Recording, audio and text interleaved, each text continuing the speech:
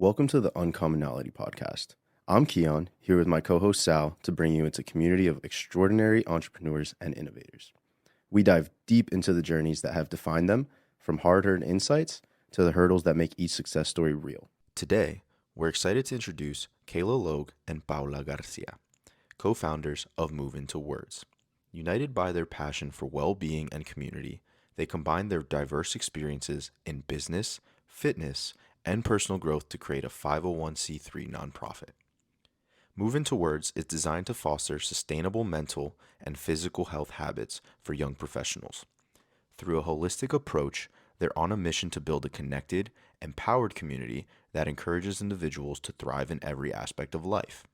Their work reminds us that growth is most impactful when supported by meaningful connections and shared purposes. Listen, share, and we're happy to have you be a part of the journey. Thanks. Hey guys, it's Keon, and I have Sal here with me today, and welcome back to the Uncommonality Podcast. We are here for episode 6 with the founders of Move Into Words. We have Kayla Logue and Paula Garcia with us today. Welcome, guys. Welcome. Thank you. Thanks for having us. Yeah, thank you for having us in this morning. Yeah, we're really grateful to have you guys here today because Sal knew you guys, and when it came across my desk, I think it's very powerful what it is that you're doing in the Charlotte community.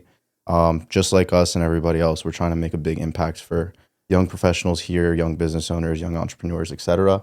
And I think that the aspect that you guys are taking in terms of the mental health things is incredible. I think everybody needs to focus on that and prioritize on that in order to keep growing and developing themselves, whether that be in their personal lives, their loved lives, their professional lives, etc. I just want to thank you guys for coming on, and we're really happy to have you. So thank you. Yeah, we're happy to be here. Yeah. And I think one step further, I know there's going to be a lot of collaboration between the two, the podcast and Move Into Words. So looking forward to that down the line as well.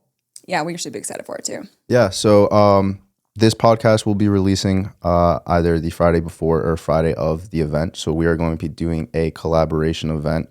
Would love to have you guys kind of talk about it. So Sal, if you want to take it away, and then if you guys want to kind of go on top of that and tell us what we're going to be doing, just kind of share with the viewers. Yeah, so just high level here. I'll let Kayla and Paula dive into it a little bit more, but we are hosting an event on February 8th at Must Be Nice here in South End, Charlotte. Don't have the address memorized off the top of my head, but we'll make sure to plug that in the video. And it'll be a collaboration between a Pilates session hosted by Move Into Words and then a panel style question answer kind of style of panel, I guess. Mm-hmm. And if you guys want to add anything to that. Yeah, sure. So the event is called Burn Bright, Not Out. And the cool idea about it is that Kayla is about to open a Pilates studio. So she's going to be doing that first class for you guys, which I think is a great opportunity to experience what mat Pilates is. And then we will have a collaboration panel with these two guys that have wonderful ideas to share. And it would just be a style where the public is also going to be doing their inputs into what we're talking about. Yeah, and I think what's really important kind of about this topic is overcoming burnout and building resilience. So we're really going to kind of dive into that. And anybody that attends, we'd love to hear some questions, thoughts, ways we can really address those topics and, help everyone that's attending. And right now we're working behind the scenes heavily to, have some great raffles, awesome vendors there. So it's, 2 hours of everything covering mental, physical, spiritual health and leave really rejuvenated. So we're super excited. Yeah, it's going to be really, really exciting. And if I can just add, for those who will be coming, just come with an open mind and be able to have mindfulness within this, because like we said, we're discussing things like burnout, which is on the topic of mental health. So it'll be a really good event for everybody involved, and hopefully we can get the year started off on the right foot. Yeah, absolutely. So without further ado, let's kind of dive into this. Would love to kind of, for our community, let them know who you guys are. Because you are two very impressive individuals just by yourselves, and then together almost like a power couple. I love that. Yeah. So we'll kind of just give you guys the platform here. We can kind of go back and forth, but just kind of start with your personal stories, just to build a little bit of rapport, kind of the things you guys were doing yourselves before this, and then how you met each other, got to that place, and then we'll move into words and continue with the podcast. Yeah. Do you want to? Okay. Go first. So I grew up in St. Simons Island, Georgia. I have truly been an athlete my whole life. I could swim when I could walk. And so athletics has continued and been a major part of my life. So, physical activity has truly always been a habit, a priority, and, a huge fundamental part of moving towards. And as we continue to talk, we'll kind of dive into how the mental aspect got really integrated as well. But through that, I actually received a softball scholarship at University of South Carolina in Beaufort. I played there my first year. And, what I really realized I saw, and I love sports, but I saw a lot of seniors, and it was a smaller school. It was NAIA at the time. Now I think it's actually Division II. But I saw a lot of seniors, go through school and be a little confused in terms of what they wanted to do, right? So they spent 4 years of time dedicating their lives to this sport that really wasn't going to do anything for them after the 4 years. And, there was a lot of stuff going on with the college, with the sports and athletics. And I was like, you know what, I really want to go into broadcasting. So I started the broadcast at the university with one of my colleagues at the time, and she's one of the lifelong best friends. She's now actually reporter up at CBS headquarters in New York for soccer, and she's amazing. Poppy Miller. Do you guys know her at all? You're into soccer. She's a big name. I played, no. But anyway, so we started the broadcast there together. And I would say that was kind of like an initial spark of my entrepreneurial journey. Really starting everything, really it grew huge around the university. We had tons of guests and everything on it. We had an amazing green room. So it was really, really cool. Then I moved to DC. I actually finished my last year of college online because I was dating my now ex-husband and, kind of made some ultimately sacrifices for him that really put myself in a way of kind of giving up my career of wanting to do broadcasting. And now I see it as something that was definitely going a different path, and I'm happy for that, but learned a lot through that. And I had a massive diverse experience. I worked in HR. I worked as a director of corporate communications for the Army up there. I managed Pilates studios. So really dove my feet into a lot of different things, kind of working through skills and strengths. And COVID hit in 2020. And I would say that's really when my growth journey began.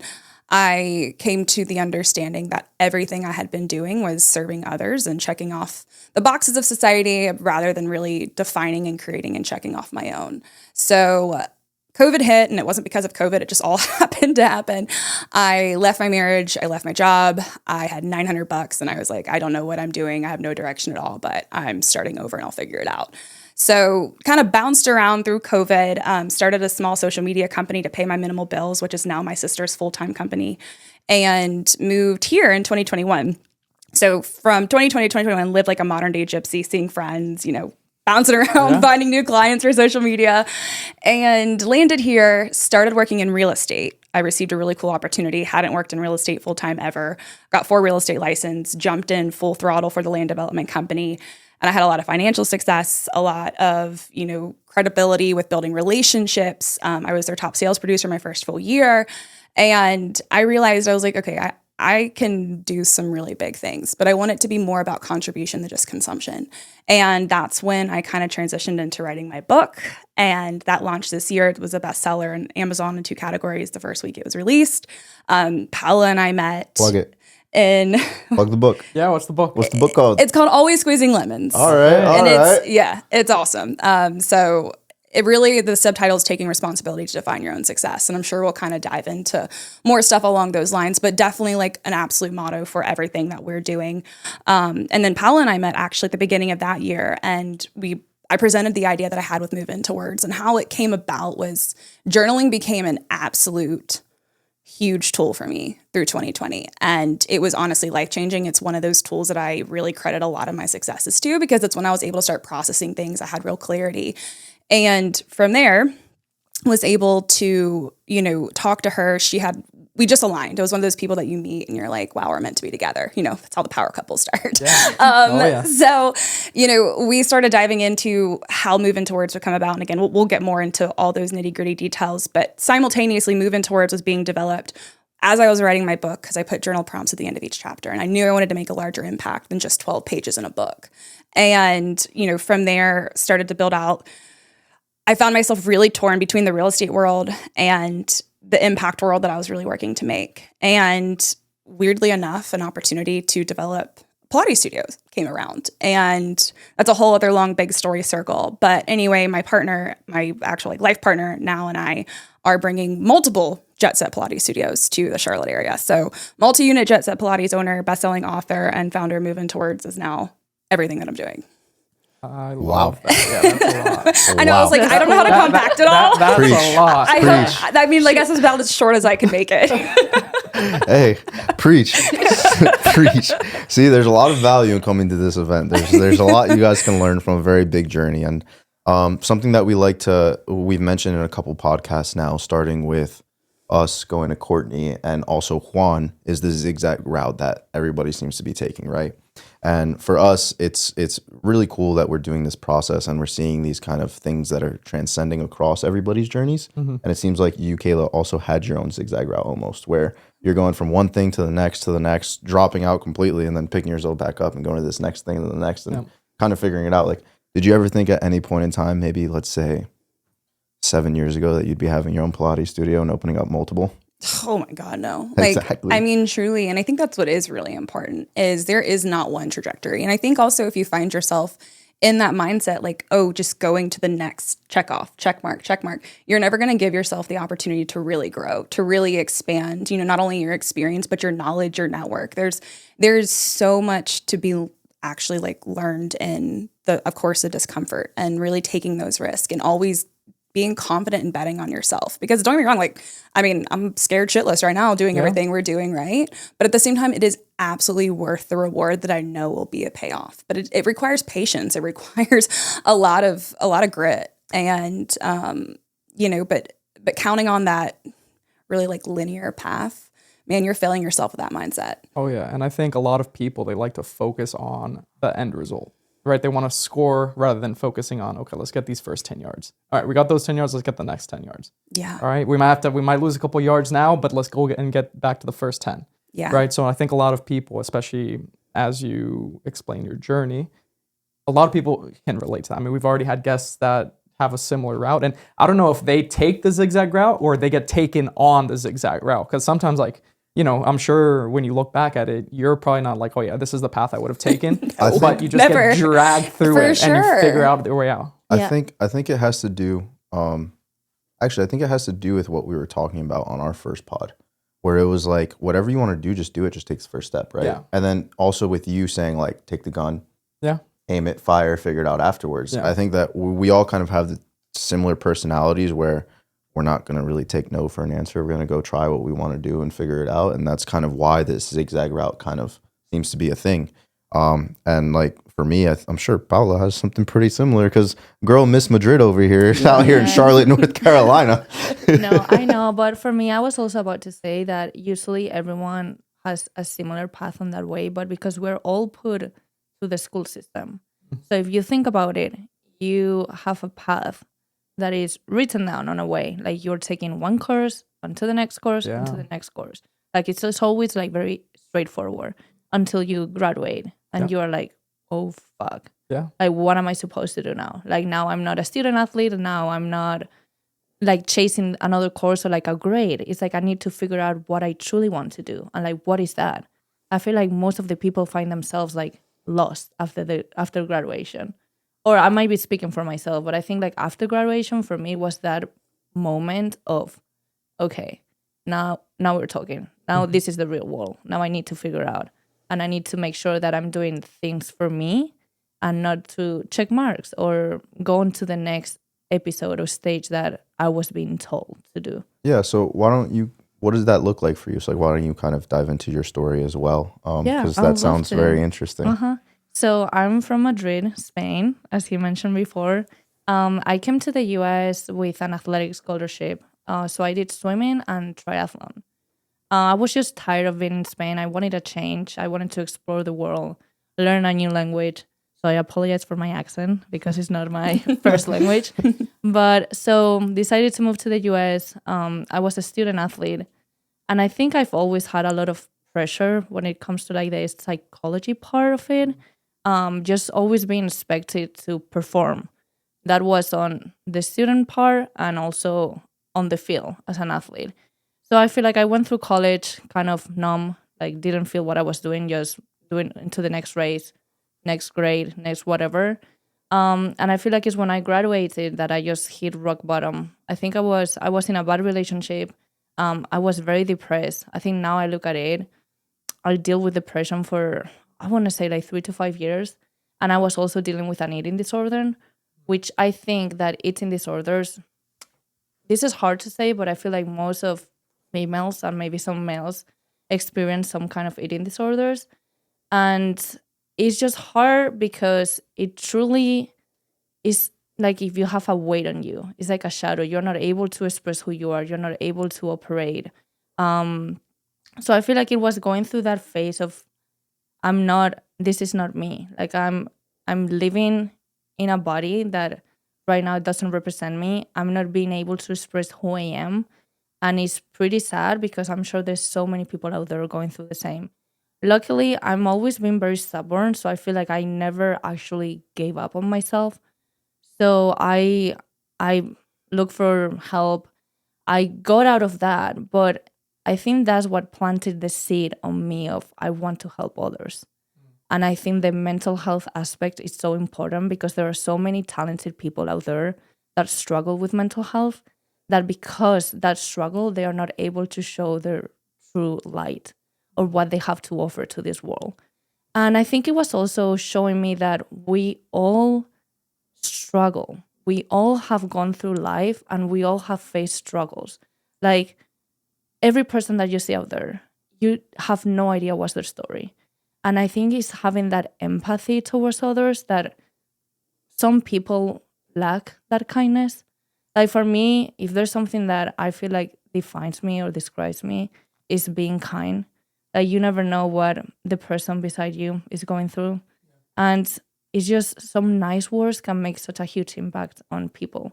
So I feel like when I met Kayla, I was actually, is when I finished my yoga teacher training. So for those who are not familiar, yoga teacher training is not only about yoga as the physical exercise. There's a lot of background on the way of thinking, the way of why you do things the way you do them, the way that you try to build a community, the way you move. So I think that training really showed me, I was with some great individuals. And when you really get vulnerable and you hear other people's stories, it shocks you. It's like, wow, like I'm not the only one that has gone through rough times. Like there's so many people out there that have had it worse than me. So then I met Kayla and she brought up this idea of let's do a nonprofit that focuses on mental health for young professionals. And it just clicked. It was like, I knew I wanted to help people, but I was not sure on how I was going to do it. And then she showed that to me and I was like, I love it. Like, that's exactly what I want to do. Like, it's just being able to help the community focus on their mental health. Because, as we said, when you're good with you, everything changes. You operate as a whole different individual. Yeah. Oh, thank you for sharing that. That was very powerful. Mm-hmm. I appreciate that. One thing, you said in while you were reflecting on everything, you kind of stumbled into Kayla, right? You guys had just met and things just clicked. Mm-hmm. I think that really highlights the importance of when you are finally finding yourself and getting things together, things will get attracted to you, right? You find yourselves in the right situations. Right situations will open up to you. And we talk about this all the time of like, what is luck, right? Luck is you want to be prepared for the opportunities that get put in your place. Because all these opportunities, there's opportunities everywhere. And if you're not prepared from a self-reflection standpoint, if you're not prepared from a love yourself standpoint and what you want out of life, those pass away and you start to see them fewer and fewer and fewer. And, after everything you've went through, I know you have like a whole lot of things that you went through aside from that I'm sure you might get into later on. But it was like divine timing to a certain extent, right? And finding like-minded individuals. I mean, the way this started is we were out one night and we just kind of were like, hey, we're always talking about business anyways, except at the bar. Why don't we put this on camera and do this ourselves, right? So it's just on a random weekend. Hey man, we were playing Sunday League together. Yeah, exactly. Yeah. Right? That's how it started. We were playing Sunday League together, and we both just looked at each other like, okay, we're different. Everybody, we're different here. Let's. You're my friend. I like you. I like your energy. Let's keep going. Yes, 100%. Yeah. energy. Energy I'm is a the same. huge believer of energy. We are all energy. The entire universe, the entire world, we are energy people. So it's like the energy that you're putting out there is what you're going to be attracting. And I think it's like clear examples. When you wake up one day and your energy is just low, you're just grumpy, like everything seems to not work. Your day is going to be shit. I'm sorry, but Yeah. it's how it's going to be. And then on the other side, you wake up one day and you're happy, you are willing to do things, you're driven, like, and everything works out, and you attract people that have the same energy as you. Yeah. Let me ask you guys something, because I'm sure you guys are experts on this. Are you capable of controlling that energy when you wake up? And if you wake up on the wrong side of the bed, let's say, how do you put yourself in the right headspace or mind space to be able to transition that to a positive energy so you can go and conquer whatever it is you're going to do in the day? Yeah, I mean, I think, with that, and to compound on multiple things that kind of Paula has said, I think it is really important, of course, how you set yourself up in life too. If you are just doing things that you, again, even the structure, like you're having to do this job that you hate, you're having to do all these things, but you always have a choice. You have a choice to hang out with other people. You have a choice to apply for another job. You have a choice to not drink. You have a choice to move your body. And I think those choices, and that's really kind of where we're cultivating this community of young professionals that do want to make better choices, that do have that growth mindset, that do want to be vulnerable, that do want to overcome those things that are hindering them. And that first starts with being honest with yourself, but also putting yourself in a network and a community that does show that type of love, right? That does show that type of compassion, and also will honestly and openly admit where they've struggled and are willing to give them the helping hand to pull them up. And really, that's what Paula and I are here working to do, and just double down on that impact. Because I do truly believe if every single young professional made journaling a practice, moved their bodies more, connected with the right people that were positive, their lives would be significantly better. And a lot of the times it takes a lot, but it doesn't. It just takes making the freaking choice, So when you wake up and you're on the wrong side of the bed, you make the choice to make your freaking mindset better. Mm-hmm. I think the hardest thing that people struggle with is being honest with themselves. So I think that's very interesting that you say that. I find that personally through my journey and everything I've gone through in my life, after kind of analyzing it, you kind of understand that your motivation and your energy to kind of do things is all based off your honesty with yourself. And upon self-reflection, if you didn't have the energy and motivation to it, you're probably lying to yourself about wanting to do that thing. In which case, again, the most important thing is the honesty with self, because honesty with self is love for self.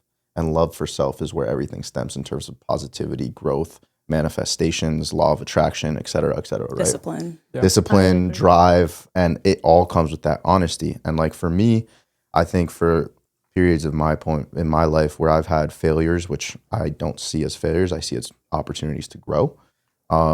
Those tended to have been things where I wasn't aligned with myself, even though I thought I was. And it was really just lying. Yeah. Absolutely. And I think even to double down on the honesty part, when people ask about journaling and why sometimes it's a hard thing, I always say be vulnerable with the pages. Because here's the thing, if you just write stuff down in a notebook and it really is just sugarcoating it and it makes no sense, it's the same thing as going to the gym and standing there and acting to get results, right? It's truly the same thing. And I even think back when I was writing my book, and journaling and writing a book are very different. But I would write a chapter and it's a very raw, honest book, about my personal experiences, but also how they can apply and better other people's lives. And I would write a chapter, and I would write one that would definitely be kind of sugar coated. I was like, oh, that sucks, right? And I was trying to hide things that maybe I didn't really want to talk about, like past traumas or, bad coping mechanisms, things that really I'm like, oh, do I want this to be on a bookshelf where everyone can pick up and read it? But then I would rewrite it the way I knew it should be written, and it was very vulnerable. And I'm like, all right, that's it. But the first step is starting with yourself and being able to be vulnerable, because the more you're vulnerable with yourself and the more you're honest with yourself, the more comfortable you are in yourself. Yeah. And you do start having those opportunities kind of present too, and just opening new doors. And I think even building off of that, being honest with yourself is a very difficult thing to do. One of the hardest things to do is look in the mirror and see what it is for what it is. And I think where a lot of people get it wrong is they want to put on a facade, or they want to put on a certain image, or they want to put on a certain persona to accommodate for the people around them. But in my eyes, at least from a business standpoint and friendships, relationships, I would rather be the most rawest, vulnerable version of myself and have people say, you know what, that's not my cup of tea, on to the next type of thing, rather than attract the wrong type of people. Because going back to the energies, you attract what you put out. And if you're putting out a fake energy, if you're putting out the wrong energy, you're going to attract the wrong type of people for you, right? And the same thing goes with business. Opportunities will find you, right? The right people will want to do business with you for you and what you're trying to build, not so much what they think you are or what you think they want to see, right? So I think that ties in very nicely to business as well, as a whole. Yeah. And to your point, it does take a lot of courage to have the personality to be, I'm just going to be myself. If you like it, fine. If you don't, I don't care. Yeah. Because in order to say that, I feel like you have to build that relationship with yourself before. That relationship of honesty and that relationship of self-love, which it can be hard. And this is talking from my own personal experience. I used to hate myself in the sense of I was my worst enemy. And it took me years to realize that the only person that was like turning my path or just being in front of what I wanted to do, it was me. Why? Because the words that we sometimes say to ourselves, and like, let's be honest, I feel like we all have like some dark thoughts. And that's a truth. That's a reality. None of us are perfect. And sometimes we tend to talk to ourselves on a way that we wouldn't talk to the person that we love. Like there's words that I've told to myself that I will never say to Kayla or to my partner or to my sister. So why am I saying those words to myself? And I think to your point, guys, yes, like being honest and developing that self-love is the most important thing to be able to be successful. Why? Because you're going to be showing your true self, like being raw, being vulnerable, being yourself. And that's what is going to get you to that next level, or it's going to show you things that you were not being able to see before. I actually have a perspective on that. I don't everybody's their own individual, everybody's opinionated on their own way. I'm actually a person where we're talking about honesty, right? And vulnerability. I'm a person who functions on internal negativity and outward positivity. So whether it be because it's because of my upbringing and how I kind of grew up. I guess my family and my parents always motivated me by telling me, you got to do more, you're not going to be good enough, you're not going to get there, you're not going to do what you want to do. And that kind of internally drove me to just be the best version of myself every single day to make sure I got to where I wanted to get to. And it works for me. It doesn't necessarily tear me down. It did at a certain point in time, but then I had to realize that with that, there's still aspects of positivity that have to come. And for me, it's that positive self-talk, so outward self-talk. Anything that I want to talk about, I put a positive spin on it. I will try to see the best light in anything in every situation. And obviously with the podcast, we try to give good advice, positive advice, keep your head up, keep pushing type of thing. But I know at my core for myself, the way that I function is if I get told, all right, you can't do it, watch me. Yeah. But to that point, there's a negative part, but if you think about it, the underlying thing that is pushing you to do it is your self-trust. Yes. Because you believe on yourself. Yes. I like challenges. I like people telling me I can't do something. I like when I have haters. It fuels me. It drives me. It wants me to just like push it all aside and go, okay, just watch, see what happens. Well, and I think kind of to pinpoint off of like the positivity, negativity point, that's like kind of like the personality where like the character part that has to develop are the principles. It's the integrity, it is the trust, it is, the discipline, it's the commitment. And, building that isn't just saying, oh, I'm going to be committed to this or I'm going to be disciplined to this. It's habit. It takes resilience. It takes, really, obviously a lot of internal reference points, not what, we think we need to say to other people to get that type of validation. But I do think, especially in our world now, whether we realize it or not, we get caught up in external validation. And, keeping the focal point as what our real purpose is and really keeping that as our internal driver is so important, because no matter what, if we're keeping that noise out there, that can cause a lot of negativity, or it's still even whatever our internal point is, it can ruffle those feathers as well. And, even like with moving towards, like we're focusing on those principles, creating habits, whether it's not just, doing it, saying, oh, this is great, like one event, and then not continuing to build upon it. I think it's Aristotle, and I think it goes, I forget how we are, hold on. Paraphrase it. I know it. I'm paraphrasing it. It's, we are what we continuously do. Yes. Meaning excellence is not an act, but a habit. Yeah. Yeah. I love So- that. Practice makes permanent. Yeah. So that's, I mean, and like it's so important, right? A habit really is, and when we continuously, in terms of the habit point, talk to ourselves negatively, or we're not building the right principles to continue to actually change that narrative either.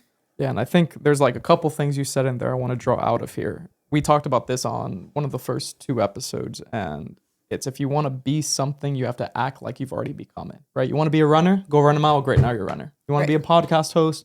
Go start your podcast. Great, now you're a podcast host. And then you practice on that and you build upon that and you refine it and you tune it. And then after those small accumulations of 1% increase every day, every little habit, eventually it turns into something nice and turns into something great. I think that's a good reflection for how you guys have built this, right? You started back from ground zero and you go, hey, I don't know what I'm going to do, but we're going to do something. And then great, I found that, started off in real estate. Great, what's the next thing? Found that. Like little footholds here and there along the path. The other thing I really like that you said there is, I forgot the exact verbiage, but it was excellence makes like other people uncomfortable, or vulnerability makes other people uncomfortable, right? And when someone knows themselves, it might be uncomfortable to those around. And I think that goes to highlight how far and few between you can see people that actually adopt that system of self-reflection, adopt that system of I know who I am, raw and authentically, right? For sure. And I think that's a very powerful tool, especially as it comes to entrepreneurship and obviously in both of your paths. Yeah, I would say even like with Paula and I, like the way we, hit it off so well and intersected so well is we have very different but very similar experiences with, overcoming our own personal traumas, overcoming, the part of where we didn't love each other, love ourselves and, really served other people, put them before ourselves. And we had to each do our own, like very much so deep internal work. And so we knew what that process looked like. We knew the healing was not easy. We knew the growth was not easy. And so for us and how we came together and why this is so meaningful and impactful for us with Move Into Words is because we know there are a lot of other people that are struggling with their own situations. And, we could be going through the same thing, but we all feel it differently. But having the same, again, the principles and the habits that can help you come out of that is what we want to continue to reinforce. And the community is so important. Yeah. 100%. That's the biggest thing with Move Into Words and the events. And, as we want to continue to build is the community. If you have those people in your corner and you're meeting those new people that are wanting to grow and that are above you, and you're like, well, dang, that's inspiring. I want to do that. Yeah. It's so important. So. Yeah. So kind of like, how did you guys get to Move Into Words, right? So I'm kind of seeing how you guys are getting there together, doing your own kind of personal journeys. It's almost tying in. Let's call it a married couple for what it is, right? Like if for something to function properly, you can't come broken, you can't come undone. You have to come yourself, self-love, fully healed, ready with your identity and what you're doing, and then you're both bringing something to the table that complements and then grows into something beautiful, right? Mm-hmm. So I've seen that you guys talked about how you're kind of going through that. Where did it kind of get to like the Move Into Words stuff? So like what was the process of creating this business? Because on top of it, it's a nonprofit. It's not just a normal business process. Yes. Like 501(c)(3), that's not everybody knows how to like create that, formulate it, function with it. So it's like, how did you guys go through that process of understanding, all right, this wants to be a nonprofit. How are we going to make the business plan? What is it going to look like? What are we going to do? Even the name, like Move Into Words, like how did you guys come to these processes? So basically, Kayla, we met, we went to grab dinner, and then she was the one coming up with the name of Move Into Words. And as she mentioned before, that was an idea that came up during her writing of her book. So she was, Paula, I have this idea. It's called Move Into Words. I just want to show people how important journaling can be and how it can change your life, because it changed my life. At that point, I was journaling myself. So I agreed with her. I was like, that sounds pretty good. Why don't we get into the details and like how we're going to bring it to life? So first of all, we decided that it was going to be a nonprofit because, for example, me coming from Spain, where I have free access to healthcare, is completely different to being in the US and trying to get healthcare in this country. Mm-hmm. I apologize to everyone that is from this country because it's horrible. But not everyone can afford going to a therapist. A therapy session is what, 150, 120, depends on your therapist. let's talk about families. That's a lot of money. Yeah. And when you're in deep shit, sorry for the words, you're going to have to be meeting with your therapist at least once per week. Not everyone can spare almost $400 in therapy. So for us, none of us are licensed therapists at all, but we try to bring those means and those tools to the people for free. So if you are willing to make a change in your life where you show up in one of our events and you're just there to see what someone has to tell you and what has what is that therapist gonna show me? What are the tools that I can acquire? So it's just for us like having that free event that someone can just come and use those tools and they can apply it to their lives. It makes like a whole difference. And that's the reason why we wanted to make it for free, just to make it accessible for everyone that maybe cannot afford doing therapy. Yeah. And I mean, we started out doing kind of the free events, and then now we're charging like $10 and then doing some extra like upgrading. And mostly like, I mean, the only reason when we're charging this, I mean, $10 for a 2-hour event of a whole Pilates workout and then to talk about, you know, what we're going to do. Like, I mean, that's nothing. And all that does is support the nonprofit, right? Yeah. It's not going in our pockets. It is literally going to more resources, tools. And I would say when we kind of first started this, I mean, we had a business plan, we had our ideas in mind, but I mean, we're very green to this, right? You know, but I mean, here's the one thing about any sort of starting a business. If you just sit there and plan it and then just in your mind make it up and like, let's do this and this, and then like you just don't do it, well, it's not gonna, you're never gonna be able to evolve it. You're never gonna be able to grow it. You're never gonna be able to do anything with it, right? So we kind of just dove in. We're like, let's do this first event. And I will say like our first event, like we really didn't have any expectations for because we were like running around kind of chaotic. We're like, oh, let's do this. Let's try this.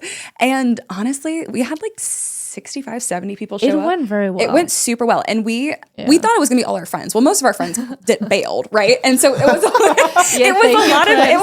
lot of just random people. Yeah, no, there was a ton of random people. We were like, oh my God, this is amazing. And we hung the flyers at the right places. It was at Sycamore, so it was a very well-known location.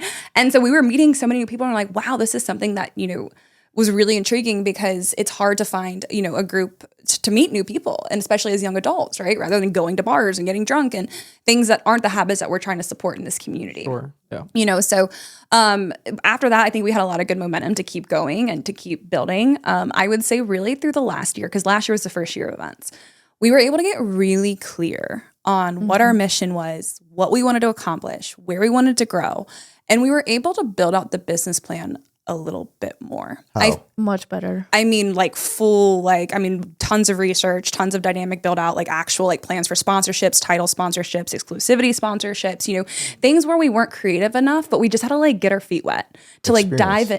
Exactly. Learn as you go. I think it was like learn as you go. And now that you have the exposure to the full business of what it is like now we can make the business plan. Like you need to know what you're talking about. So you need to do it. Yeah, I mean, you guys took the gun, you shot it, and then after, now you're figuring out where to aim. Yeah, for sure. First we were just shooting all over the place. Now we're just shooting everywhere. Yeah, but we really were. But also, we like knew it would work. We just didn't know where to shoot the gun. We didn't really know how to shoot it yet. We just needed a deadline. It's like one of those things that you need to put a deadline, and it's like, okay, now we need to figure out because now we told people, now it's out there. Like we need to make it work. Yeah, and when you look at, sorry, I just want to toss this in real quick is. You bring up such a valuable point. I think this might be borderline like founder keyword is a idea without a deadline or a goal is just a dream, right? When you start adding things to that, right? When you have the idea, you set a deadline, you set the objective, and then you start adding your personal reasoning, your personal vision and mission. That's where it becomes like fulfilling, right? So for anyone out there, right? I'm sure anyone watching has great ideas. Put a deadline to it. Put an objective. Be like, you know what, on February 15th, I want to have my first business plan out. Or I want to have my first event like you guys did. Or something along those lines. And that's how you turn things tangible. Yeah, don't be scared. Don't be scared because you're going to make mistakes. Yeah. I mean, you're going to be scared shitless. But I mean, a lot of mistakes. You know. Yeah, don't be scared to make mistakes. Yeah. We're not perfect. Like you're going to make those mistakes. And those mistakes are going to teach you and they're going to make you improve either your business plan or your idea or your product, your service, whatever it is. But just take that step, like take it out of your mind or your whatever. Just go for it.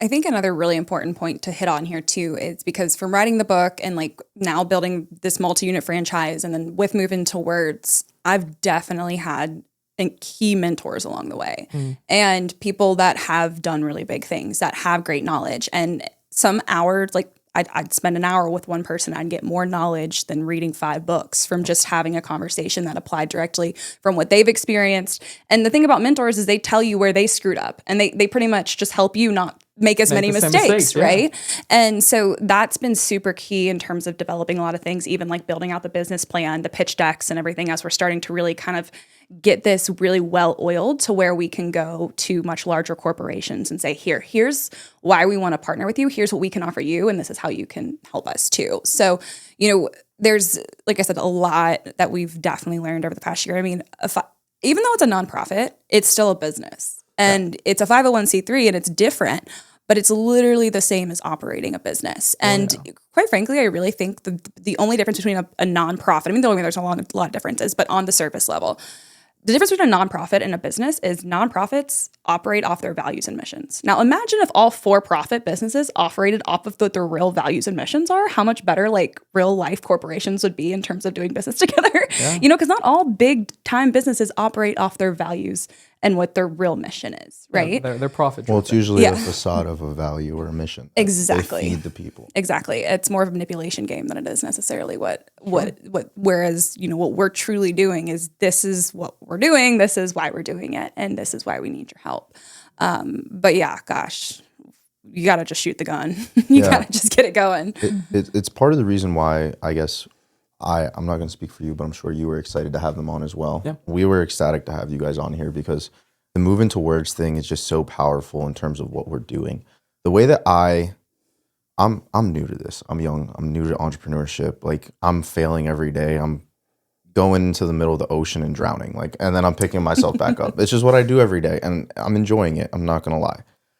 What I've come to understand, and I could be wrong, I could be right. I don't really know.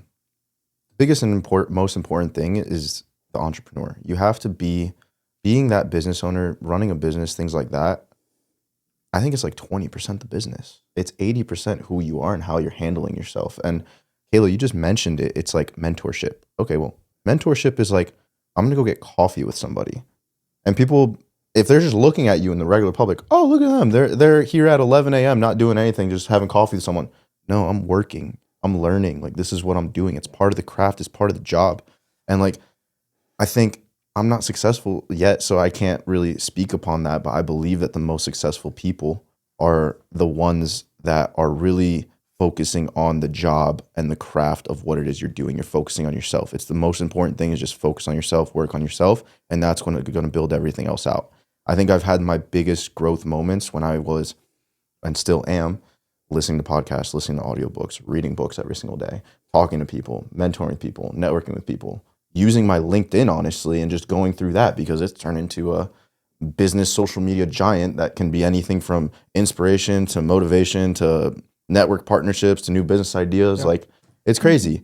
And for me, like, I love what you guys are doing in that sense because you're offering an opportunity for people to be able to start that journey for themselves, right? Whether you're just a young professional or you're a young business owner and entrepreneur and you want to come to this event, right?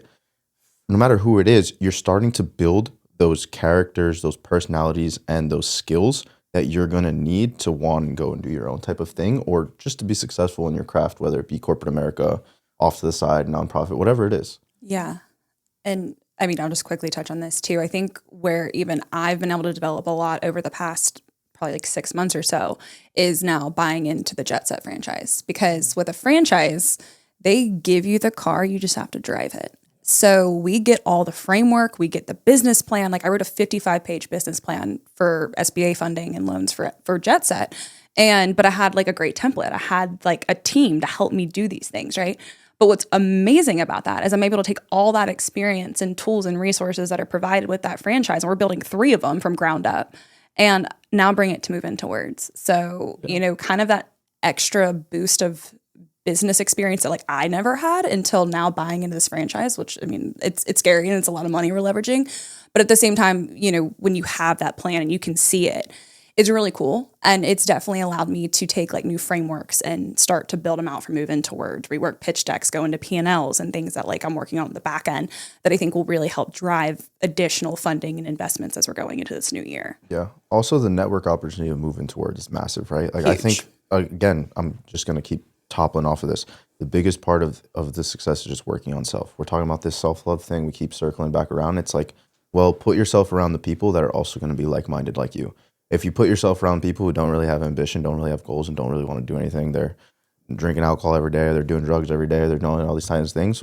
I'm sorry to tell you, I would not believe it if you told me that you don't do any of that kind of stuff and you're not aligned with that types of things. Like, no, I love being around Sal. He's one of my favorite people to be around because he does his own thing. He works really hard. He understands where I'm coming from. And at the very core values of it, it's all for family and it's all for his people. It's out of selflessness, right?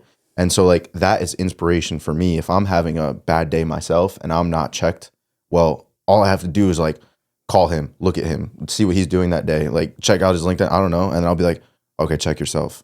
He's doing it. All right, go do it. And like, it's just extremely powerful. And you guys being able to provide not just a platform for people to look within, but also to look outward to other people who are trying to do the same thing. I think it's beautiful. And I think that goes in a lot of different directions, right? Because when you're surrounding yourself, I forgot what the statistic is, but the most influential people in your life are the 5 most people you spend your time with, right? And surrounding yourself with like-minded individuals, surrounding yourself with people that, you know, you guys are always at different stages, right? Like sometimes you're at the bottom of the totem pole and then sometimes you're going really, really hot and someone else is at the bottom of the totem pole, so you can bring each other up. And I think that's also really important because, you know, we talked about on Juan Garzon's episode with the family. I'm very big into the family values. You bring each other up, right? It's very easy to have a really good year, have a really good little span of time and you're like, okay, well, I'm out of here, you know, rather than being like, okay, I've paid it forward. Let me help you. Or what do you need from me? Or how can we help each other? How can I take something off your plate? Right. And I think those synergistic relationships are very important. I think when the type of people that are looking for these events, right, moving towards this type of podcast, even, you know, Innovate Charlotte, exactly. Right. All these different groups, everyone kind of, you know, birds of a feather flock together type of thing. They all have the same mentality. And I think finding those groups of people are so, so, so key. I mean, even for someone like Paula, right? You come from a different country. You adapt to the language. You adapt to the lifestyle. You adapt to all these different things. That in and of itself, I can't imagine how important community was for you. Because I went to Winthrop, and I know that's a big international. We had a lot of international students, and everyone kind of leveraged each other. I was gonna say they help you get through things. Yeah. I feel like at the end of the day, your network is very important, like the network that you build. And I think it's also the people that you tend to find in your network. They're all willing to help each other. Like when we started moving towards, there's so many people that I could say their names to thank them. And it's all come from the kindness of, okay, you want to do this event? Use my space. Why? Because you've built that network before. They trust you. They know who you are. They believe in what you're doing. La verdad. Your network is your net worth, as they say. Yeah, your network is your net worth. Yeah, it's true. And I mean, the more you can build, the better you're going to be. Because the thing is like you can make a connection and you don't know who that connection knows and then who that connection knows. And I mean, it's just a constant web. Like I love going and sitting at restaurants and sitting at the bars by myself and just talking to the person right next to me. Like it's fun, you know? I mean, I'll just order dinner and just spark up a conversation with whoever's next to me. And I remember when I was in real estate, I sold a $500,000 lot cash sight unseen in 15 minutes to a guy next to me at a bar. That's insane. That is crazy. Yeah, no, it was like goes down with probably like the best like sight unseen sale ever in that company. There's no way anybody beat that. Everyone was like, "How did you do that?" I'm like, honestly, I'm not really sure. I'm like, I never saw him again. Literally, never saw him again after that 15-minute interaction. But a lot of people, you know, they will hear that say like, "Oh, that was lucky. That was this. That was whatever." But there's something, and part of the reason, you know, when we were talking about, oh, who do we want to have on as guests? You guys were one of the first ones that came to mind. And to be fair, we didn't have like a super close personal relationship, but we've kind of passed each other in passings. And I'm like, you know what? There's something about them. And I think it's that you guys have this charisma to you, right? That life kind of gravitates to you, right? Rather than you having to go chase. There's, you know, I brought on this client the other month. His name's Jeff Perry out of Spartanburg. And he owns a big steel manufacturer company in Greenville. And he said one of the most just profound, tiny things that I've probably ever heard. And he goes, Sal, you're young. I've been in business since 65 years. So, whatever it is, he's 60 something. And one of the things he said was, let the game come to you. Do not chase the game. Let the game come to you. The game will find you. And these little situations just makes me think back to that of like people who have that charisma that kind of let life come to them and take advantage of those opportunities, right? It's not just waiting and doing nothing with it. So you saw an opportunity. They saw something in you that's like, okay, well, why did I sit next to this person? Or why did they sit next to me, right? There's a charisma there. And that goes a long way. And it's something that you either have it or you don't. Or, maybe in Griffin's episode, he said maybe you can build these types of things from like an emotional intelligence standpoint. But either way, you need to have that. Yeah. And I think like kind of even tapping off of the energy conversation that we all started with, like living in your authentic wavelength, when you're not forcing having to do these things and really prioritizing what feels authentic to you, and I mean, everyone's in different situations, like you can't just I understand you can't just pick up and start over. I mean, I know I did, that was like very extreme, and I don't expect people to just say, screw it, get a divorce and like F your whole life and just figure it out. Right. But I do think small, subtle shifts of choosing, like, if you're like, oh, this doesn't feel right, well, what would feel right? And kind of replacing that, I was actually on a podcast last week and we were talking, and like one question no one really asked me was like, if you were to go back to yourself in 2020 and give yourself that advice of like why you made that choice to leave rather than stay. And like, what would you, if somebody's in that position right now, like, what would you tell them? And I was like, gosh, I don't really know, because it was so chaotic. But if I think about it, I didn't really realize, but I was for months living in my dreams, not my reality. Like, I was constantly wanting to do something else, but I knew if I stayed in the situation, the relationship, the career that I was in, I wouldn't be living what I was thinking about.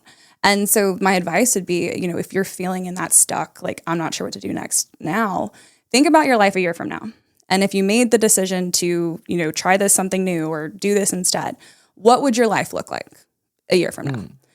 Now, imagine it if you don't make that choice and you stay exactly where you're at. What would your life look like? And then from there, you have to decide, make the hard decision to get uncomfortable and find uncertainty, or stay and be complacent and keep coasting, which is way more uncomfortable than getting uncomfortable. Yeah. I think there's a key word in that, though, and it's responsibility. Okay. I think a lot of times when people get put into situations, and the person I was talking about this was Griffin, of which, talk about networks. You guys had Griffin do yeah, we one did. of your Yeah, he events. was amazing. And he was on with our Griffin. podcast. Griffin's amazing. Yeah. Griffin was talking about something, and it's the aspect of responsibility. And I'm going to tie it into his conversation of it's the pointing outwards and the pointing inwards, right? So if you're in a certain situation, a lot of times it's human nature, okay? Human nature. So it's nobody's fault. Human nature to go, okay, you, this, that. It's work and responsibility to go, okay, here, this is on me.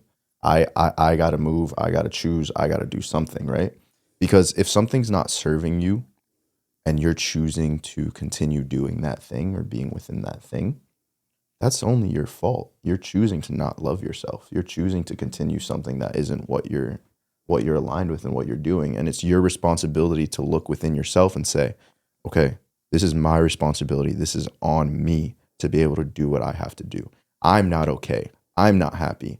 That's not making me happy. That's making me sad. I hate this. I hate that. No, I don't feel good. Yeah. What do I want to do about it? And that's the starting point of basically what you said and where you went with it. Well, I wrote a whole book on it. I mean, the subtitle of my book is Taking Responsibility to Define Your Own Success, There you go. right? But even in another one sentence, or to summarize the entire book, it's when you realize you can be the cause, problem, and solution for everything in your life, your world changes. And Wait, roll that back around. Founder key. All right, Kayla, I need you to do something for me. Look in the camera, say founder key, and roll that back around.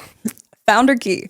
When you realize you can be the cause, problem, and solution for everything in your life, your world changes. And it really is just the entire mentality shift. It's the narrative that it's like, I am in control. We can't control what other people do. We can't control if there's a crazy other situation, but we can control our response. We can control our choices. And that's really what we have to prioritize and focus on. And quite frankly, when we do focus on what we actually have control over, life gets a little less chaotic. And, because we're not thinking of all the other things that we can't control. And we're just focusing on okay, this is a crazy situation, but what do we do now, right? How do we respond to this? And like even my title of my book being Always Squeezing Lemons, we all know the metaphor. I love metaphors, which is one of the main reasons I titled it that, but we all know the metaphor, like when life gives you lemons, keep squeezing them, right? But always is the key because life's always going to give you challenges. Life's always going to give you setbacks. But again, you have the choice to turn them into comebacks, and growth is never ending. So always keep squeezing the lemons alive. 100%. Paula, dígame. What do you want me to tell you? I feel like you are very well versed in this, right? If you feel like sharing, I think that with your journey and what you've mentioned so far, you had to take responsibility for yourself in your life to be able to make the changes that you needed to, right?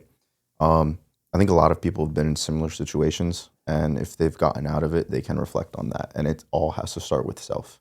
If you're in a negative place, you're in a bad place, a lot of times it's a lot easier to accept that and keep rolling through it, and people eventually find comfort in it and never get out.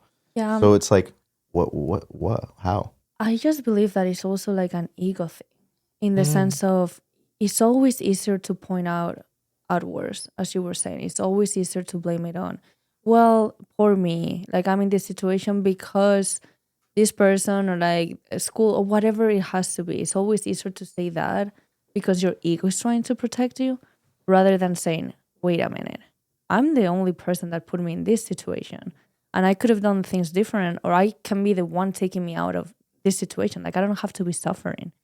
And I think that for me, for the longest time, I went through that phase where I was just the victim of my own story, and I will blame it on other things, on other situations, until I was, Paula, enough is enough. If I keep going down this path, I'm always going to be the victim, and I'm always going to be suffering, and it's always going to be easy to blame it on whatever. But guess what? No one is going to save you but yourself. Yeah. So I think that's what changed. And that goes from coming to this country. I'm the one that made the decision of coming to this country, which I had to learn a new language. I had to adapt to a different culture, which, don't take me wrong, it was amazing. I'm glad I did it, but it was also hard because it was completely out of my comfort zone. And we all love to be in the comfort zone because we know how it is, we know what to expect, and it's always hard to get out of your comfort zone. But there's so much growth when you do that, and there's so much exposure that you're going to be receiving, and you're going to learn, and it's going to challenge you, and it's going to make you be the person that you are. So when I bring it back to me, like, when did I do that? There were different aspects of my life where there's always, I truly believe that you have like this inside person that is trying to protect you. Yeah. So like even you're like making the wrong decision, you have like that little internal voice saying like, are you sure you want to go that way? Or like rethink, like go back, because you're the most important thing you have. So let's make a different decision. So for me, there was a lot of that, but I will try to quiet that voice. And I think I was telling Sal when we met. So I had a really bad accident. I was in a motorcycle crash where I had to be in a wheelchair for 3 months or 6. So I had to relearn how to walk. And this is coming to a person that I cannot live without exercising. If there's someone that my friends do, there's no, like, not one day that I can be, okay, I'm just going to take the day off. I love exercising. And especially also, like, I guess that with the eating disorders and everything, like, for me, moving, it was just like I needed it. So I think, like, being on that accident, it taught me a couple lessons. First off, it doesn't matter if you don't exercise for a couple of weeks, you're fine. You're not gonna die. Nothing is gonna change. Like, your body needs to recover. It's like Armageddon. Yeah. No, like, geez. Literally, I'm like, well, I'm glad you learned that. Yeah. At least you're glad you learned that part. Because you're not going to tell her otherwise. I can tell you that. No, but for sure. And it's like, your body's gonna recover. And the other thing, I think it gave me some perspective on what I was doing in life. I mean, you see yourself on a wheelchair where you literally cannot do anything. It's like, you're going to do the simplest thing. Like, you know, when you wake up and you want to go to the bathroom, like you do it without thinking. Like, you just get up, bathroom. For me, at that point, it was like, okay, wait a minute. Where's my wheelchair? Now I have to use my arms. I need to get into that wheelchair. It was like the whole logistic issue was horrible. So it just give you the perspective of you stop and you start thinking, okay, am I happy with the decisions that I'm taking in life or that I'm making? Is this what I want to do? Or should I be doing different things? And I think that for me, it taught me that I was living for others. I was not living for myself. That I was trying to, I don't even know who, but I was trying to make people happy. And I just realized that no one really cares. I mean, they care. They want to see you succeed. But if you don't, it's not like they're going to be behind you. Come on, you need to do that. Or like empowering you. Like, you need to do it for yourself. And it was just realizing, like, Paula, it's either you or no one else. So I think that for me was the moment of, okay, like, I just need to do it. And I think I've always had that mentality of, and it's probably from being an athlete, like when I was on the wheelchair, of just keep going. They told me it was going to be 6 months to a year without walking. Oof. It ended up being 2 months, but because I was like 5 hours every day doing that physical work. And it's that resilience, that hardworking attitude that is going to get you through things. Yeah, you're I know I was going back and forth a lot, but if I may, you're touching my heart a lot right now. And also being vulnerable, you're inspiring me a little bit. I could have been a very different place than I am today. My entire life, all I wanted to do was be a soccer player. That's all I wanted to do. I wanted to play football. It's the only thing I ever wanted to do my entire life. I never had friends during my young childhood because all I wanted to do every single day was wake up 5 o'clock, go for a run, go to my backyard, go train, go to school, come home, do homework, eat, go to training, come back, train again, run, go to bed every single day. That's all I ever wanted to do with my life. I got to the point, gratefully, where I was able to accomplish that dream.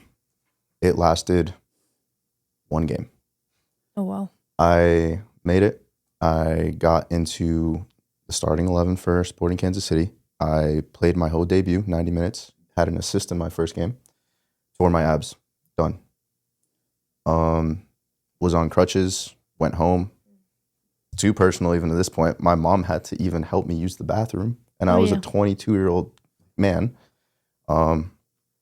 And like at that point, my life could have gone a very different way. I could have just said, all right, this is all I ever wanted to do. This is it. This is all, that's all. There's nothing else coming out of it. I'm just going to let life kind of take me from here. And that's just not what I did, right? It's the responsibility. It was like, Paula, no. It's like, no, Keon, no. Like you were able to do something that is incredibly impressive, and that is something that has to transcend somewhere else. And what I learned, and I think actually all of us being athletes can resonate with, being an athlete is not being an athlete. Being an athlete is being a certain type of person. Yeah. And that certain type of person is someone who's going to overcome, overachieve, persevere, and just be the best version of themselves no matter what. You're going to try to find a positive out of anything, and then you're going to try to complete something out of nothing. Yeah. And yeah, like I thank you for sharing that, because like that's powerful and it's personal. Yeah. Go for it. Oh, I was going to say, I can honestly attest to the opposite, being obviously an athlete, but also being married to also an ex-athlete that took the opposite route. And which is really one thing that really crushed the marriage. Like, you know, he wanted to be a professional baseball player. And when that dream crumbled down and he wasn't, he didn't take the high road. He drank a lot, always was drunk. And, you know, he would go to a job he hated and blame it on me and, you know, get super drunk and ask for a divorce every night. And so when I actually gave him a divorce, he was confused on why. Oof. And, you know, so, but rather than owning up like, hey, this is reality. I can take all of the skills that I've embodied as an athlete his entire life and be a better version, or I can just crush everyone around me because I'm sweltering in my own misery.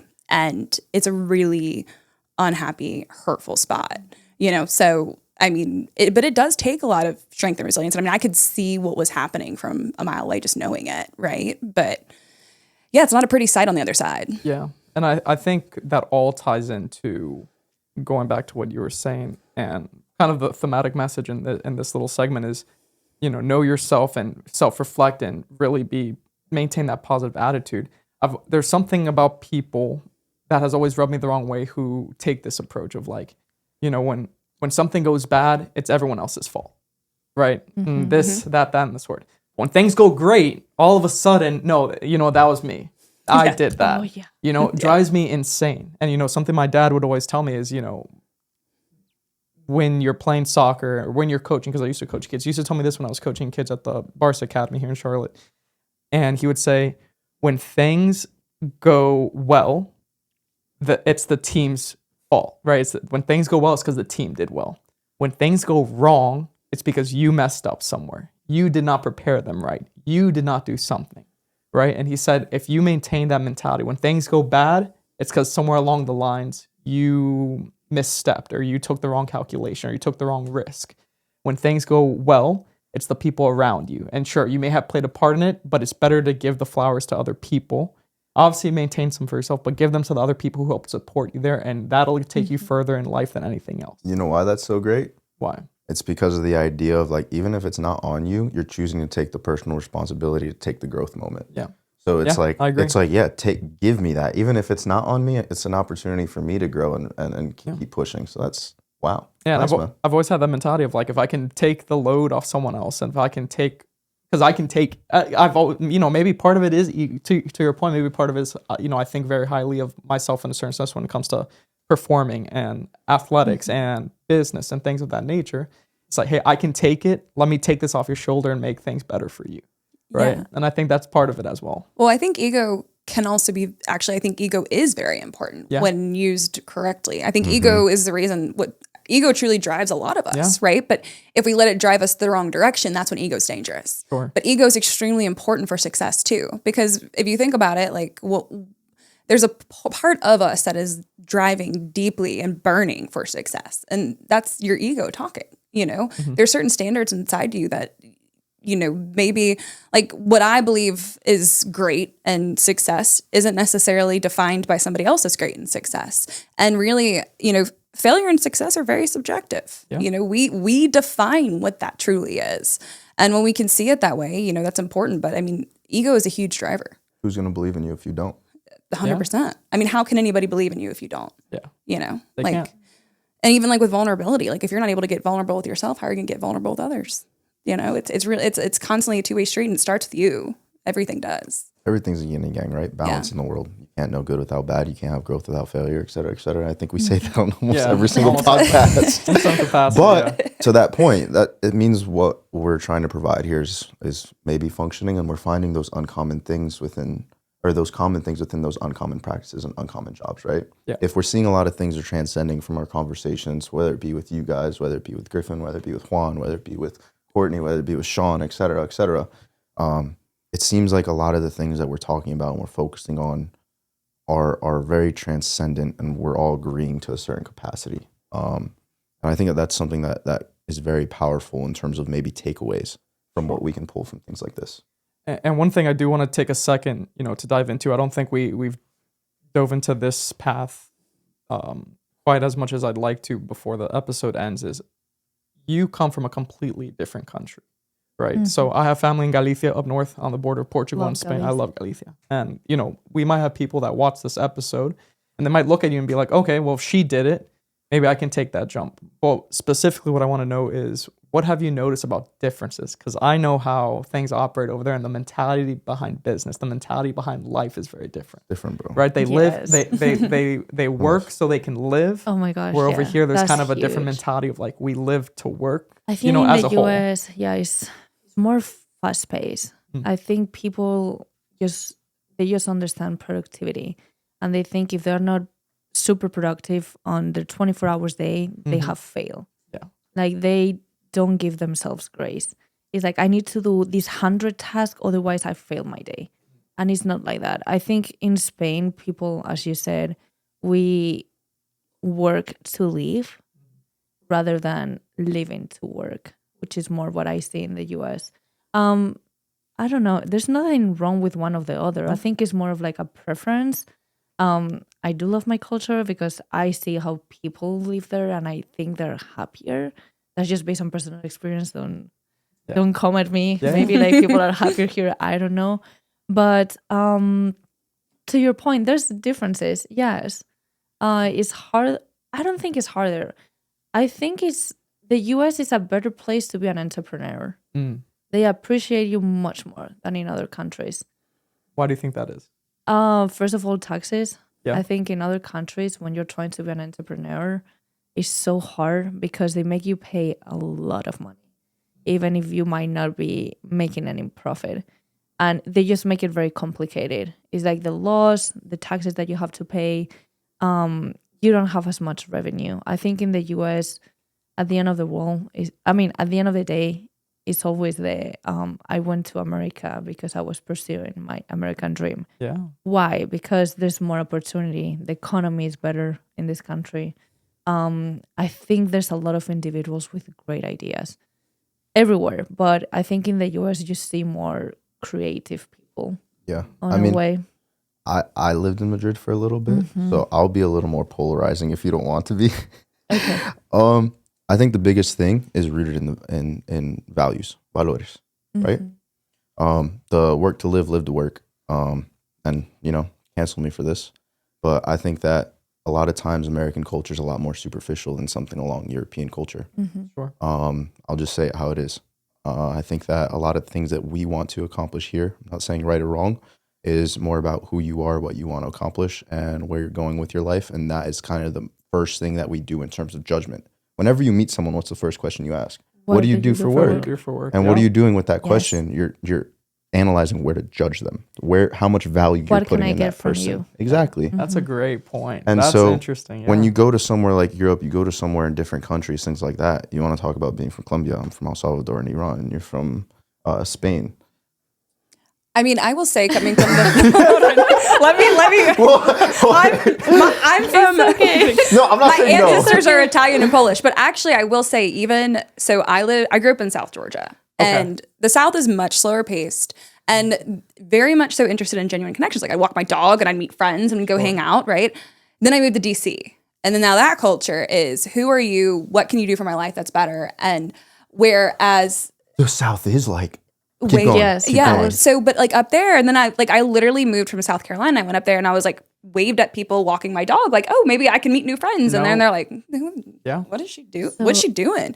And so you adopt kind of that like almost like bitchy mindset, right? And then coming here to North Carolina, I feel like there's like a good mix. You still kind of have a little bit more like the Southern hospitality with the fast-paced Northern, but like it's not as like DC where it's like, okay, how much value are you bringing to my life? Yeah. So growing up in South Georgia, like it was very much so more, I would say, not what do you do? It was more of like, hey, I want to be friends. Like if we kind of align in personalities and like what we like who are you? Let's go hang out. Yeah, exactly. So I mean, again, very different than Spain and other cultures, but I will say there's a very big difference even in the United States in terms of where you're at in demographics. That's a good check on everybody. Actually, you're right. I didn't even think about that. I would say that the South is actually a little more aligned with other places where. Not to shut down anything you guys said, though. I'm just saying. No, I think you're right. I think it's more like I misspoken. I think it's more metropolitan America that aligns with that type of thing rather than the South. I think you're right. I misspoke, but I will say it's down to those values, right? Down south, what is it about? Hospitality, family, things like that. For sure. And that's the same way. It's all about those core values of metropolitan America is self, growth, money. This, material. Yeah. But I think to your point, that's true. When you're here in the US is what do you do for a living? What's your work? I think I've never ever been asked had that conversation in Madrid. Doesn't matter. That's exactly. They don't care. You don't even know what most people do. Yeah. They want to know you for who you are, not what you have or what you do. And it's like they will base if they like you or not based on your personality, not if you're whatever a profession. Doctor or a like they don't care. Yeah. I will say, honestly, I don't lead conversations with like, what do you do? Yeah. And I think but that doesn't come from, I just think even growing up in the South, like that wasn't really how I was raised. Like I was, love others as you want to be loved, treat others as you want to be treated. And, I mean, I don't really want people to know what value I bring to them because of what I do and like the type of money I have and what I can be to them. Right. And so when I start conversations, like, if I don't enjoy talking to you and I like the energy's off, I don't give a shit who you are. Yeah. It's not a real connection. It's not a real connection. We're not going to vibe friends, together. Like even on a business standpoint, like I'm good, you know? So I don't, quite frankly, there's many times I'll meet people for coffee or conversations and I have freaking no clue what they do. Yeah. Like when I was at the Pilates studio and I managed Pilates studios, there was a guy that came to my class and we talked, detailed conversations, amazing guy. And this was in DC. And he was the vice president of the United States Air Force. Had no idea until he wrote me a note a year and a half later on Christmas. I was incredible. Like, wow, okay, cool. So the lesson to be learned is building connections is not about what people offer. It's who they truly are. Starts with your own values and morals, but you have to look within first. For sure. Yeah. No, I like that a lot. And I think there's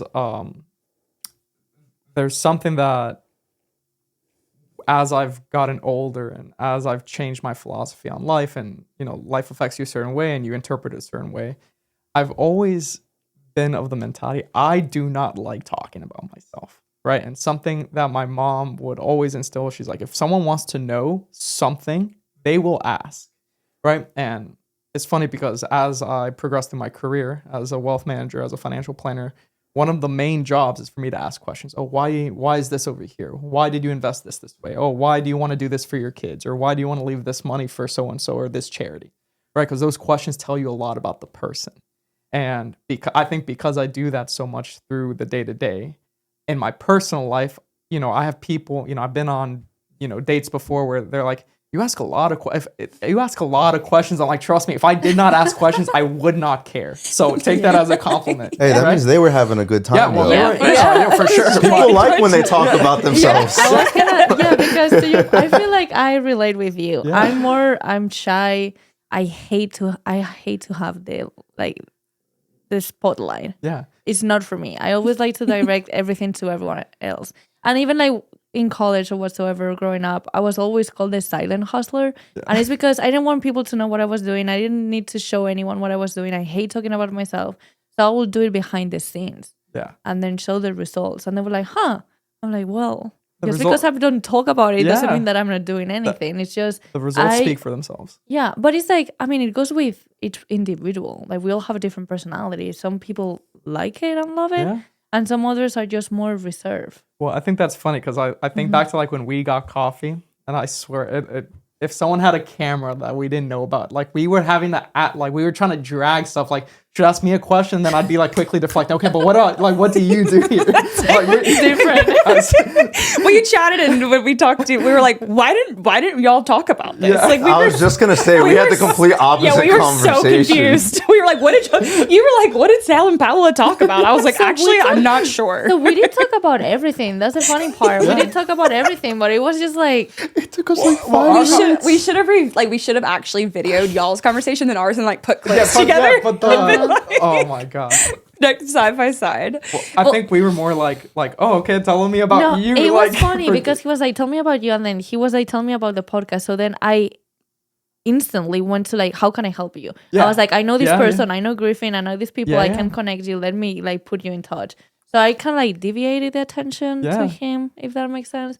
But because that's I feel like that's me. I always like to see where I can help people. Sure. So I know that sometimes it's not the best thing to do, but with our conversation it was like that. He told me something, I was like, oh man, I can help you, please let me connect you, I'm gonna send you this person. And then we ended up the conversation and he was like, wait, I don't think we talked as much as we had to about yourself. I'm like, oh yeah, sure. But this is why we complement each other really well, because even I think also working in real estate, that background's very different. You have to also sell yourself for other people to trust you, believe in you, and like you. But you also have to ask a lot of questions to be able to overcome objections. So, it's kind of the working, teeter-tottering here and there. And I'm the most extroverted, introverted person ever. I love meeting new people. I'll go talk to random people, but also I need my alone time or I will lose my shit. So it's a really kind of balancing act too. But then she's always the calm, sweet, and I'm the firecracker, ready to go. So she's go talk. And I'm okay, got it. Same. Yeah. Same. I think that's pretty complimentary. This is getting interesting now, Very complimentary. The compliments are happening, it's making a lot of sense. Now that makes sense why our conversation went the way that it did. Yeah, for sure. You put the two firecrackers together, and then y'all are like, okay, you tell me, and then you tell me. No wonder you couldn't get to a solution. We were firing on all cylinders right away. 5 minutes. We were like, wait, we need to do an event. Yeah. We need to do this. We need to do that. Yeah. Yeah. It's funny. So We'll start to wrap this up here, guys. It's been a lot of fun, honestly, and we've learned a lot. I learned a lot. You guys checked me a couple times too, and also inspired me and made me feel really good today. So I really appreciate that.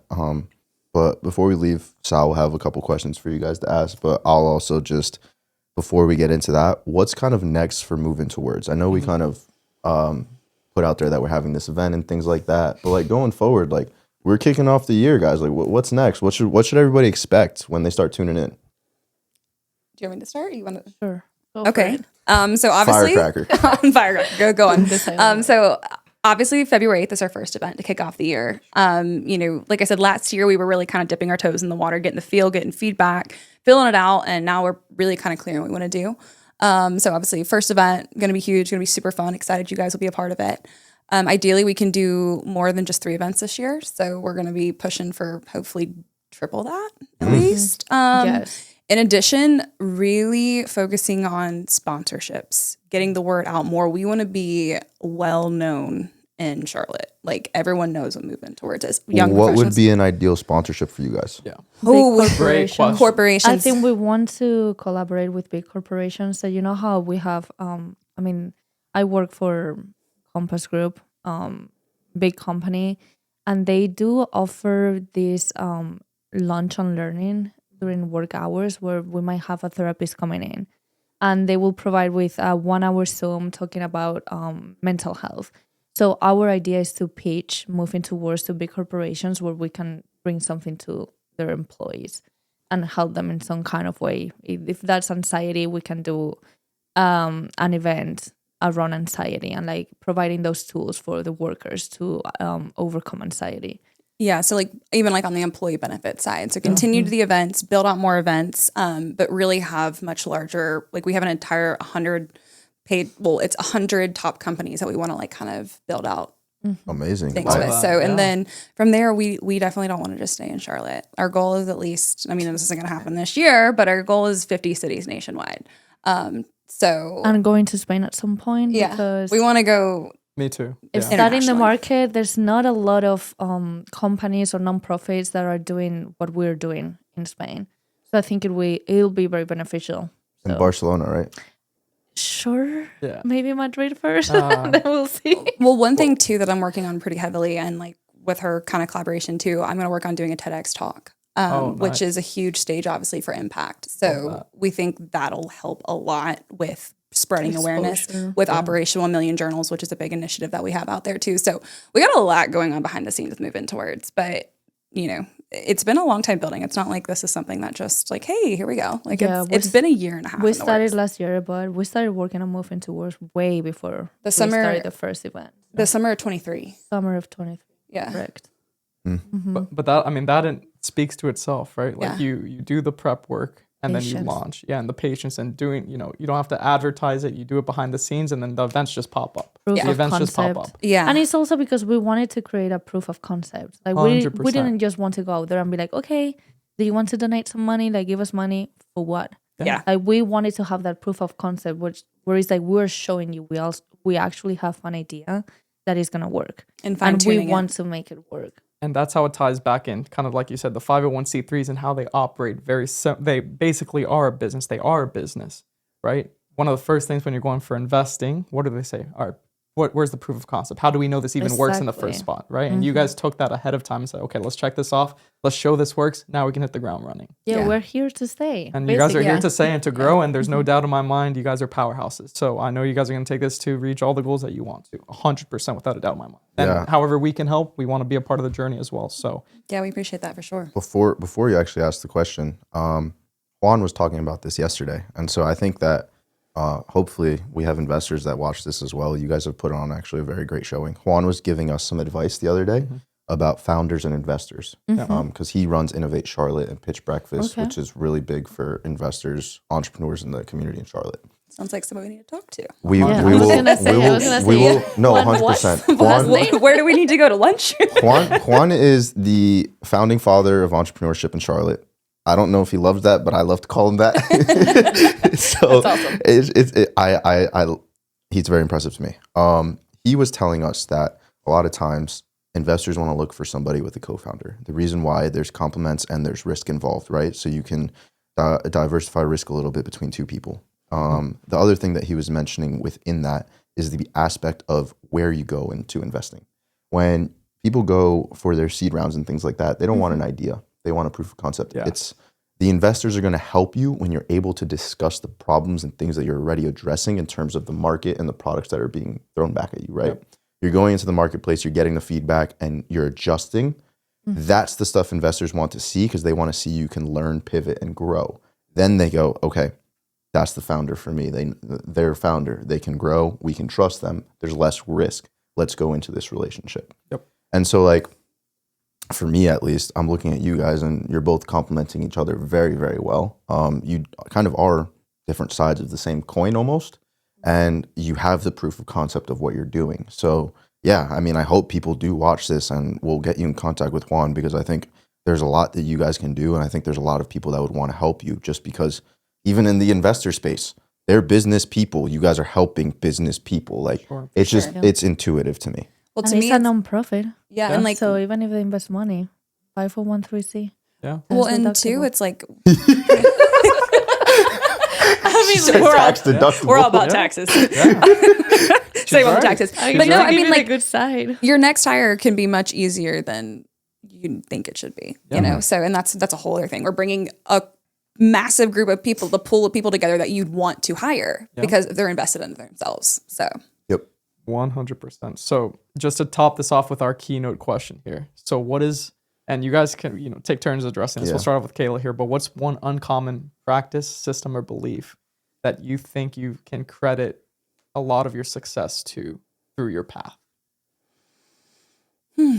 I mean, God, I think there's a lot I could say, to be honest. But I think, this is definitely uncommon, but I think you have to learn to be selfish before you can be selfless. And I think it's the most selfless thing you can do. And what I mean by that is, not focusing on things outside and doing all the things, again, that you feel like you should be going through the structured life, but really being intentional with the questions with yourself. Like, does this serve me? Is this what I want? Are these my goals? What does this even look like? And I found myself completely numb to all that, which is where I found myself going down the wrong hill. And when I finally checked myself and started being selfish, I became a version of myself to where I am now, to where like I can actually help people. Whereas then I couldn't help people, Yeah. And so I think, selfish, we grew up thinking it was a bad thing. Yeah. And it's not. I'm not being selfish at the detriment to others. I'm being selfish to be able to be selfless. But you have to start with yourself first. How can you love someone else if you don't know how to love yourself? Exactly. Yeah. And it's just, changing the narrative. I think it's really, really important. I love that. And Paula? So what I'm going to say, I'm not sure if it will reply your question, but for me, so I have this note in my phone, and it says, avoidance is the short-term recipe to long-term failure. So if you keep avoiding things, you're never going to get to the point where you want to be. Yeah. So that's something that I have on my phone, because for X reasons, and we've touched on this before, we try to stay in our comfort zone instead of getting out of your comfort zone. That is where you're going to start growing or finding more challenges that is going to build your character and who you are. So I think it's very easy to avoid that. So for example, I hate public speaking. Sure. Hate it. And here you are. You don't understand. It makes no sense to me. Yeah. I hate it. Here she is having a 501(c)(3) that does events. Yeah. And we've been on a podcast for an hour and a half. It just sounds great. Yeah, it makes no sense. It's different. This is it's intimate. Friends. It's it's intimate. You feel comfortable, but if you put me in front of a crowd, it's horrible. No, it's not. But anyway, so I tend to avoid those things. Even growing up, I avoided it. And then life has put me into situations where I have to do public speaking. Yeah. I was like, I wish that I didn't have avoided that my entire life, because now I wouldn't be in this position where I'm fighting myself to do it or trying to overcome that fear of mine. Yeah. So it goes with everything in life. If you avoid it, it's always going to be an issue. Yeah. I live by that actually every single day. My favorite podcast host, Chris Williamson. I don't know if you guys know him. He's Australian. He kind of has a buzz cut. Does a lot of stuff with Alex Hormozy from time to time. He's a great I was podcast. gonna say, Amazing. okay. He Yeah. actually invented the cinematic podcast, which is a whole new different thing. It's really nice. really cool for podcast nerds, which I've just become since we're starting to learn how to do this stuff. But I live by that almost every single day. It's just the way that he said it was a little bit different. The magic you're looking for is in the work you're avoiding. Yeah. I've heard that. Yeah. Yeah. That's the one. It's probably the I've heard same. that. Yeah, it's probably the It's- same. Same thing. It's really like There's that. I've nothing never heard different that, about it. actually. That's what I was saying. I live Yeah. by that. What you said every single day. I just heard it in a different way. It's the magic you're looking for is in the work you're avoiding, and it couldn't be more true. It was so true. Well, I like that. With that being said, for anyone that wants to get in touch with each of you or move into words or jet set, use this opportunity to plug your socials and we'll make sure it appears appropriate. Think here. The little Yeah. Yeah. So Move Into Words. I mean, we have the website, moveintowords.com. But you can also follow us on Instagram to stay up to date with literally anything and everything. So just at Move Into Words. For myself, I have my own personal website and it's kaylalogue.com, and you can find literally everything there. All my socials, my book, my podcast, work with me stuff. I mean, I haven't linked Jet Set there yet, but also if you just go to my Instagram page, you'll see All Jet over. Set Pilates. Yeah. I mean, it's a lot. I'm trying to get more streamlined, but that's where just my website, kaylalogue.com, you'll see literally everything. perfect. And Paula? And for me, so moving towards on Instagram, and then my personal Instagram is Paula GF. You can find me over there. Perfect. And, it's a big moment on this episode because after weeks and borderline months of trying to convince Keon to make a personal Instagram, he's And finally years of done not that having it. maybe 12 hours ago. So, Keon, if anyone wanted to dive into your world personally, where can they find you at? He doesn't even know his handle. I'll tell you because I basically Stop. made it. It's Give Keon him a hand. It's Keon Alberto _. It's okay. So- we'll link all the Instagram Yeah, handles. exactly. Just check them out there. It's going to be much Yeah. easier. Okay. So I took a very long time away from social media just to kind of do my own self-growth journey, and I didn't necessarily love on that side of the coin with Paula. I don't really love people seeing what I'm doing and where I'm going, and I kind of want to just grow under the table of things, but things evolve and you get put into places that you don't want to be. And for us, obviously, social media and Instagram is very important. So yeah, you can find me at Keon Alberto _. We also have Nurses to Nannies. So you can find me at Nurses to Nannies, nursestonannies.com. We are hard launching our app this week. So you can go check that out on the App Store. We have a nurse side, which is the provider side for the nurses, and then also a parent side for the families to find their childcare providers, almost the same way that you'd find within Uber driver, Uber, DoorDash driver, DoorDash, etc. And then obviously we have our at Uncommonality podcast, and you can find that across all platforms, whether that be Instagram, TikTok, which is unfortunately going away January 19th, YouTube, Apple Podcasts, Spotify. For real? They Yep. change it. When? there's- Yesterday? They changed it yesterday? You need to, yeah. I think so. So it's not going away now? I don't think so. Okay. Please don't scare Let's us. I thought it was official yesterday. They Let's said just January verify this 19th is gone. information. I'm not sure. We'll Anyways, assume we still not have for it. now. We Yeah. still have it for now. So follow TikTok. Yeah. So Just still in case. pull the TikTok. We're still doing a lot of hard work with that. And then Sal? Yep, you can find me at _Sal A Perez. And if you, for whatever reason, want to check out Totem Wealth Management, it's totemwealthmanagement.com. Yeah. So thank you so much, guys, from was the fun. bottom of our hearts. Thank you guys. This was honestly a very great time, and I had a very good personal experience with it myself. Just Paula, you allowing me to open up, and then Kayla, you giving me some new perspectives. Amazing. I love it. This was fun. I knew Yeah. you guys would be amazing to work with, and we look forward to the future as well. Yeah, thanks for having us. This was super fun. I really enjoyed Thank you it. so much. And if Awesome. you want to see all of us together, come to our event. Yes. on Yes, come February to the 8th. event. Plug Must the be event nice. again. It'll be a good time. It'll be super fun. Uh-huh. And again, answering questions that are specific to the audience, I think is going to be really, really fun. sure. And you can ask any questions to them, her. Yeah. It'll be Don't forget to bring your own yoga mat. Yes. Yes, yeah, for the Mat Pilates. We will not be Don't forget providing to bring those. your own yoga mat. That is very important. But without further ado, everybody, this has been episode 6 of the Uncommonality podcast. Thank you for watching. Like, subscribe, and follow us. Share it with all your friends and family. And thanks for the support. Peace out, guys. See you.